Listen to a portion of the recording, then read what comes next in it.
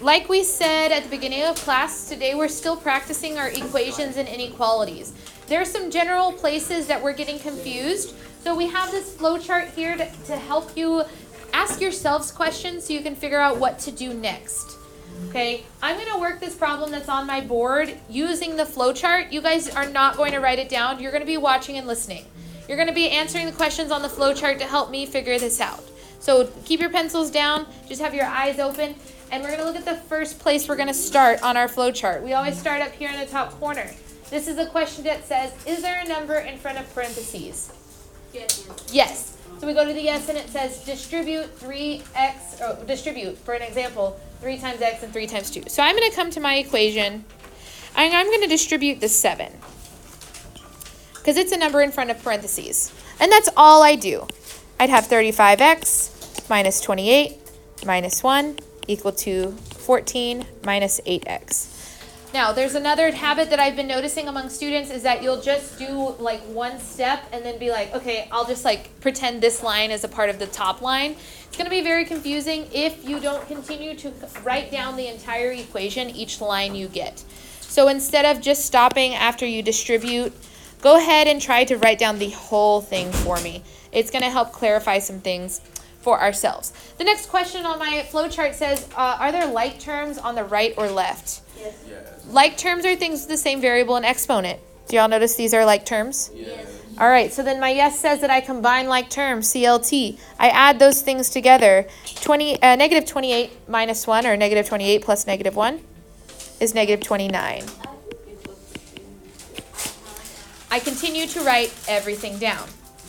The next question asks me, are there variables on both sides? Yes. Yes, here's the one difference from the last couple classes. This is how it gets more complicated. We're now going to have variables on both sides, but like no big deal, because all we do when we get a yes is that we move the variables with inverse operations, which we practice, to the left side.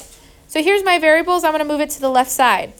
What's the inverse operation I'm going to use to pick up? Addition. I pick up that 8x and I move it to the other side. I make sure I line it up with the other thing with x, with its like term, okay? 35x plus 8x is 43x. I go ahead and I write everything down that's left. Cool. Move variables, select, check. The next question says constants on both sides. Constants, this is the one thing I want you to write on your formula chart. Constants are good old-fashioned numbers. So you see a number by itself, it has no variable. And we have them on both sides. So what does it say to do with these numbers? Move them to the right side, which is what we've been doing. So the inverse operation here of negative 29 is to add 29 plus 29. So we have 43x on the left equal to 14 plus 29, which is also 43. Thanks, brain calculator, or calculator in my hand. The last question says, is the coefficient 1?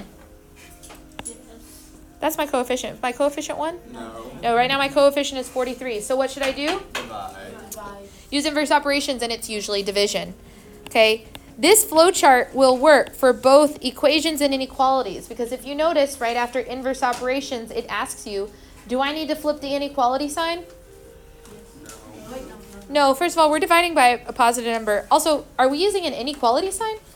Nah, we're using an equal sign. That question doesn't even make sense in this context, but it's there because this flow chart works for inequalities as well. So we're going to have x equal to 1 as my, what's it called? Solution. The solution.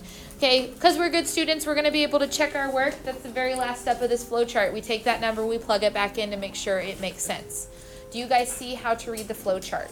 You're going to start up here at the top and follow the questions down the flow chart until you arrive at a solution. So if you're getting stuck, fold your paper in half, look at the steps. It's going to ask you the questions that I would ask you, and then you're going to be able to do it. Okay? Let's go on the inside. Let's try some. These are going to be complicated problems, but no fret, we can do it. In fact, we're going to start with the most complicated of them all. We're going to start with number 3. Because if we can understand number 3, we don't have to go to the easy ones, because you guys are rock stars, and I think you're going to be able to handle it. If you don't know where I'm getting the questions I'm going to ask you from, it's from the flow chart. So just flip your paper closed and look through that flow chart one more time. We start off always by drawing our line, and then we start with the flow chart. Is there numbers in front of parentheses? Yes. So what does the flow chart tell me to do?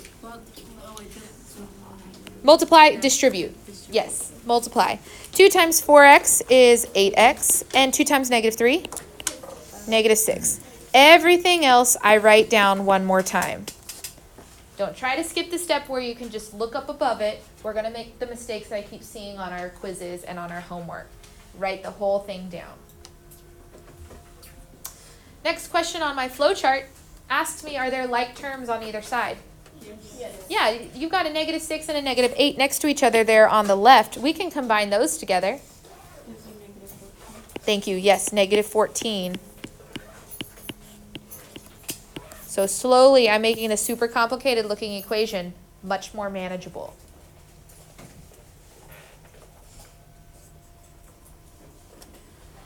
The next question on the flow chart asks, are there variables on both sides?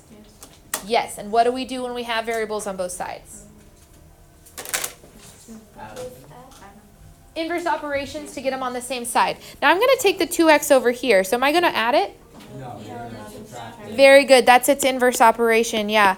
Opposite of adding 2x is subtracting 2x on that other side. Here now we have 6x minus 14 equal to 4.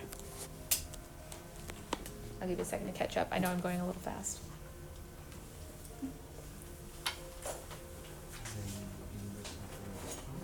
Yes, we would inverse operation again. What are we inverse operating?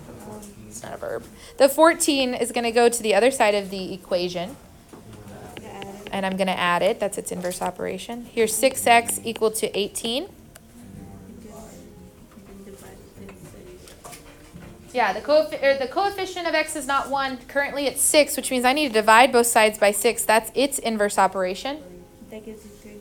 It does. X is equal to 3 would be my, what do you call this? Solution. My solution. Very good. Because we're great students, we would check our work because we want to make sure we get it right on every quiz and test. But I know you know how to do it, so we're going to keep going. Pause. Whoa, that's a long problem we just did. Look at it for a second and assess if you have any questions, and let's see if we can address those questions. Let's try number 4. Do you want to try it on your own, or do you want me to still do this one with you? Do it with you? Okay. Just because it's new, we'll still do it together. Don't worry. Flowchart question number 1 asks me, is there any number in front of a parentheses? No. Well, there's not any on the left, but look at the right. Yes. Yes. Doesn't matter if it's on the left or right. If there's a number in front of a parentheses, you have to distribute it.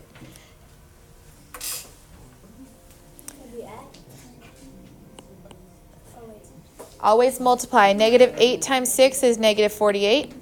-8 times 5 is -40n. And then I make sure I write down the entire rest of the equation. So it doesn't really matter. I know a lot of times the distribution happens on the left. It can totally happen on the right, and it's still okay. We still know what to do with numbers in front of parentheses. My next question on my flow chart is there any like terms on the left or like terms on the right? So to clarify this question, if I were to not have this side, if I only had that expression, 3n minus 5, are those like terms? No, so we can't combine them. How about if I only had the right side? Those are not like terms either. Okay, we can skip this step. There's nothing I can simplify. The next question on my flow chart asks about variables on both sides. Yes, we want to move them to the left because that's where we like variables to be. Using inverse operations to do so, so we would add 40n to both sides. We'd then have 43n minus 5 equal to -48.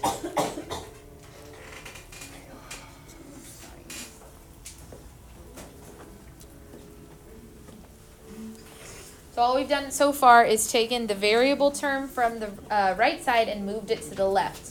The next question on my flow chart asks about constants. Yeah, go ahead.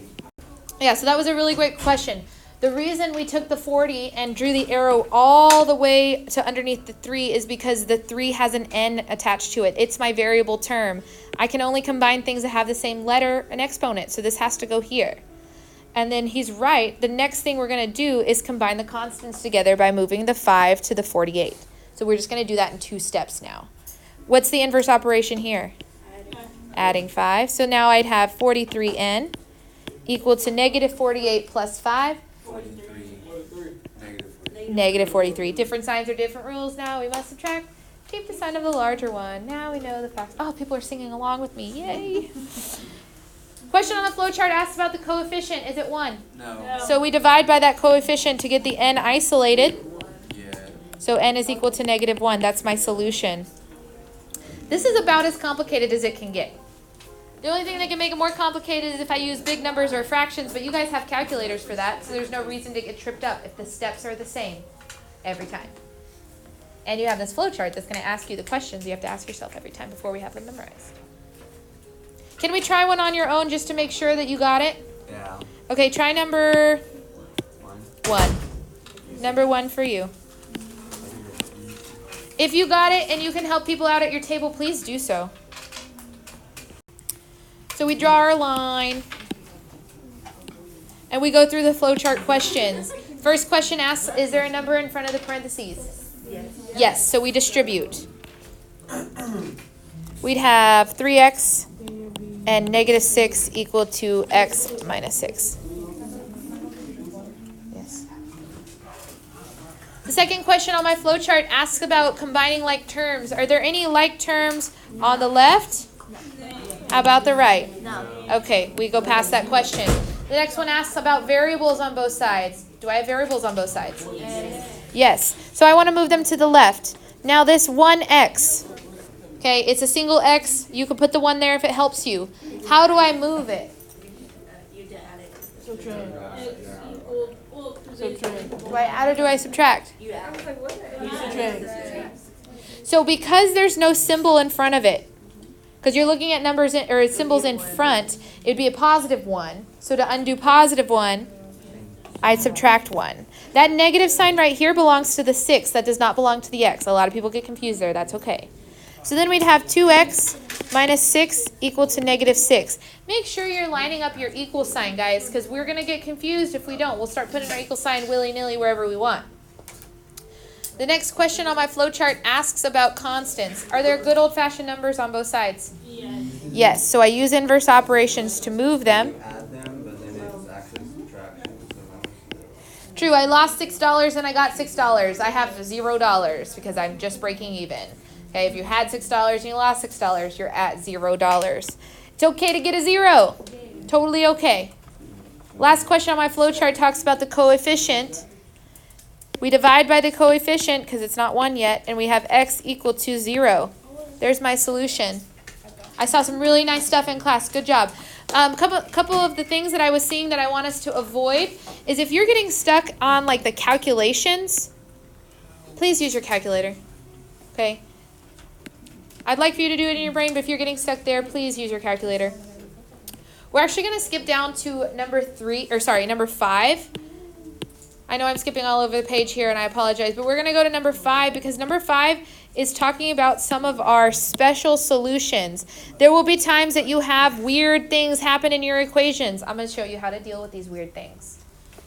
This first one, if we follow the same steps, is there anything to distribute? No. Or is there anything to combine like terms? No. So I start going to the variable step. There's variables on both sides, so I'm going to move them. It's 15x on the left. Sorry, on the right. So I move it to the left. Negative 15x because it's positive. So I subtract it. Okay. Oh, snap. What happens here? I have nothing. It's like it crosses out. So then I have the mathematical sentence 6 equal to negative 3. Now that sounds weird. Is 6 equal to negative 3? No, guys, that's a false mathematical statement. So here's what you do. The first thing is you go check your work because that seems weird. Yeah, we did this right. We subtracted 15x from 15x. That made 0. We're at a false mathematical statement. I'm pretty sure we're doing this right. This is totally allowed to happen. When this happens, your answer is actually the phrase, no solution. When your variables cross out, okay, when your numbers cross out, it's fine. You can use it. We just did an example where we got 0 in our constants. But if your variables cross out and give you 0, that's an issue. You have to qualify your last statement. And if it's false, you use the phrase no solution as your answer. Can you guys try number 6? I want to see if you can figure out what's going to happen on number 6. I'll leave number 5 showing for you.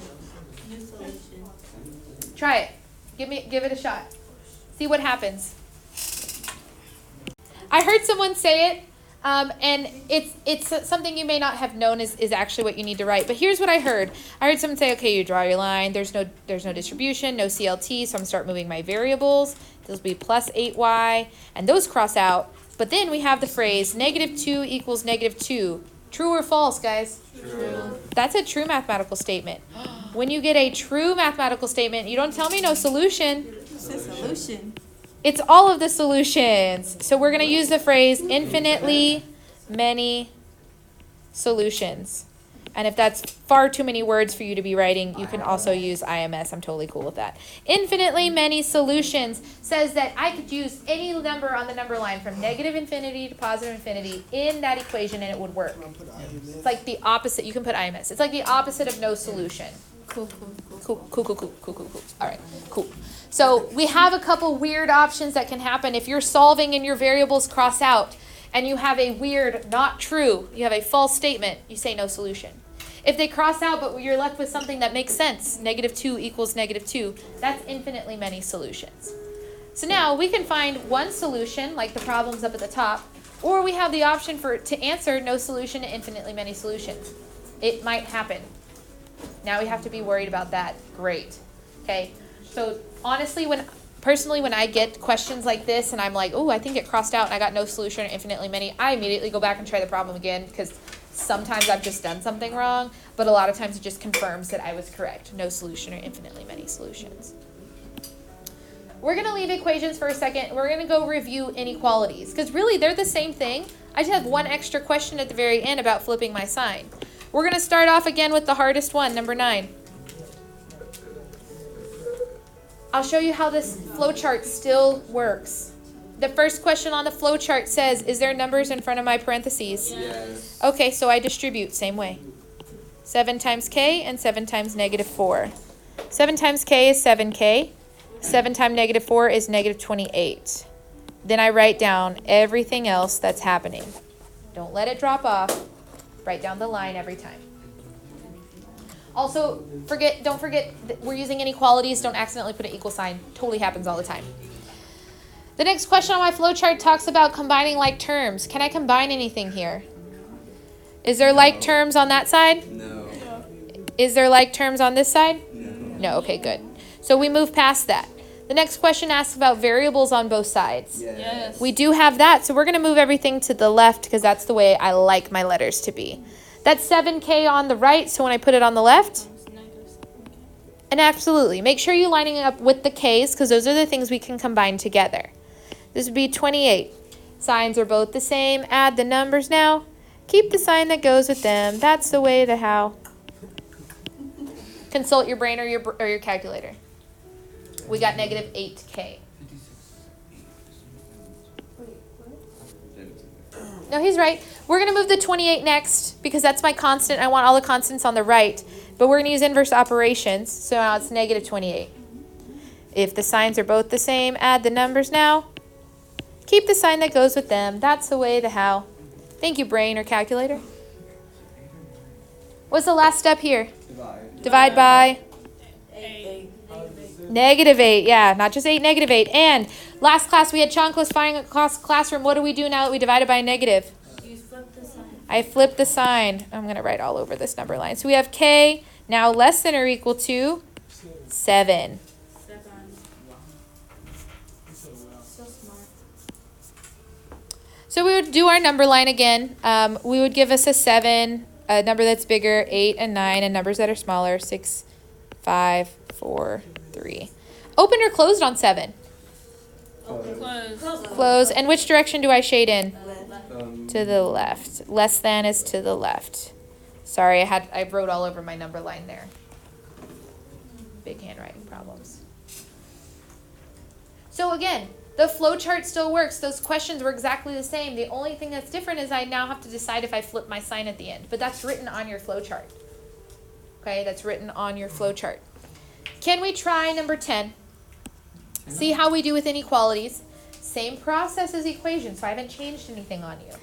Okay, same flowchart. I want you guys to try number 10. All right, I see a lot of us stalled out on this question, so I'm going to bail you out here. Sorry if I'm interrupting your thinking. We draw our line. We ask ourselves the first question on the flow chart. It asks for a number in front of parentheses. We see that, so we're going to distribute. Make sure you're using the correct signs, okay? We're getting a lot of mistakes just by not putting the right signs in our brain or our calculator when we're calculating. So that's something you need to check for yourself. Be careful there. Then we continue writing down the equation. The next question on my flowchart asks about like terms on either side, which we don't have. We do, however, have variables on both sides. Inverse operations would be adding 28x to both sides, which gives me positive 21. Write everything else down. Keep dropping it down every time, lining it up. And then you gonna get 56. Again? Well, 28 minus 28, It's 0. 0. Wait, Inverse operations, I have a positive 28 on the left, so when I move it, I have to subtract. And then you divide it by 4. And that gives you 0. Negative. Yeah. X. Do I need to flip my sign? no. Okay, good. So we have 0. It should be an open circle around 0, shaded to the right.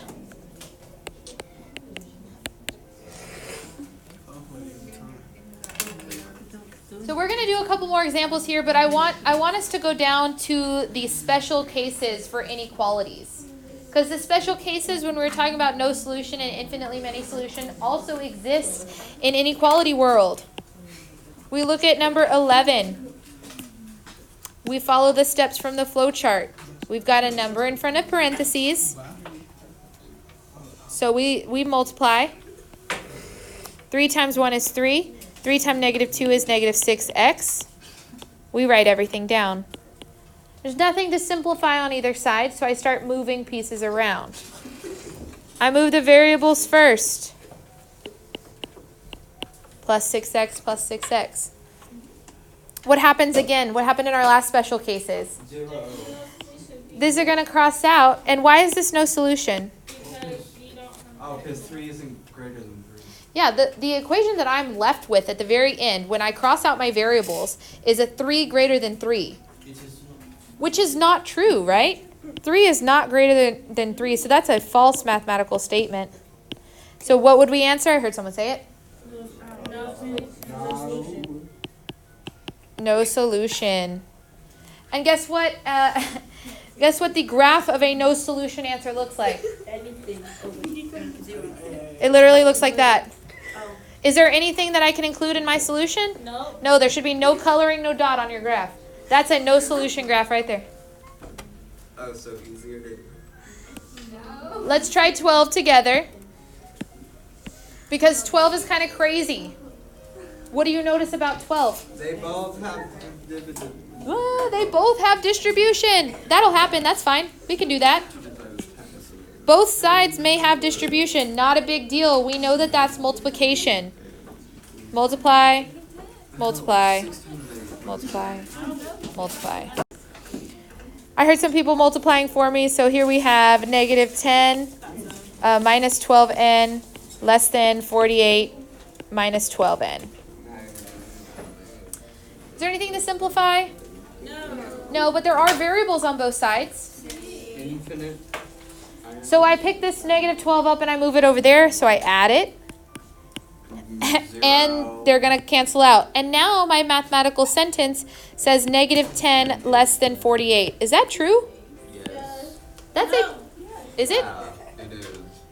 Negative 10, isn't it less than 48? Yeah. Yeah, negative numbers are always less than positive number. That's a true mathematical statement. So what would we answer here? IMS. Infinitely many solutions, IMS. Whoa, I spelled that wrong. Infinitely many solutions. That's why IMS is nice. Infinitely many solutions. Y'all know what an infinitely many solutions graph looks like? Oh, it's just everything. Literally everything works, so the whole graph would be colored in from side to side. So also easier. Also easier. Also easier. Those of you who are still with me, we're going to go back up here to the ones we skipped on inequalities. Number 7.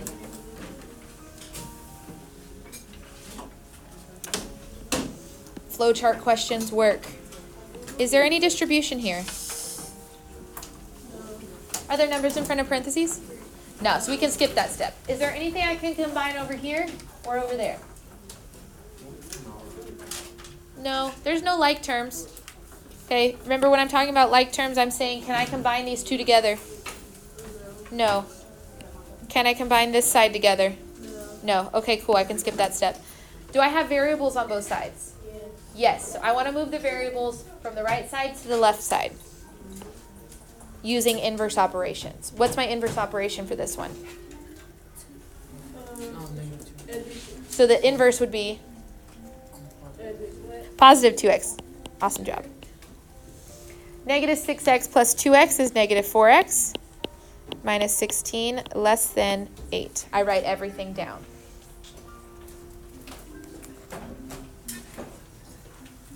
The next question on my flowchart talks about the constants. We have good old-fashioned numbers on both sides.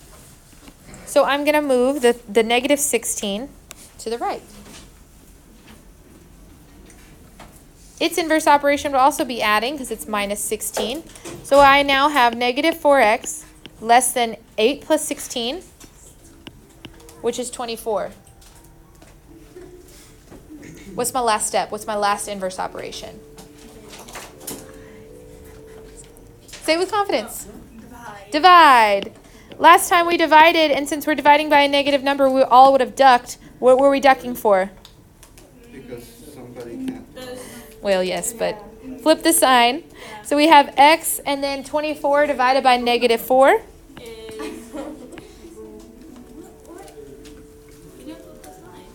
I did. Did I not? I didn't. Oh my gosh, that's embarrassing. It's like, wait, what? Good call. See, I'm a human. I make mistakes. Look, I straight up, I did the whole bloop, bloop, and I still didn't flip my sign. Thank you for calling me out on my mistake. I appreciate you. So now we have x greater than negative 6. Here's negative 6, negative 5, negative 4, negative 3, negative 7, negative 8, negative 9. Yesterday and today. Opened or closed? Open. Which, for greater than? Sorry. To the right.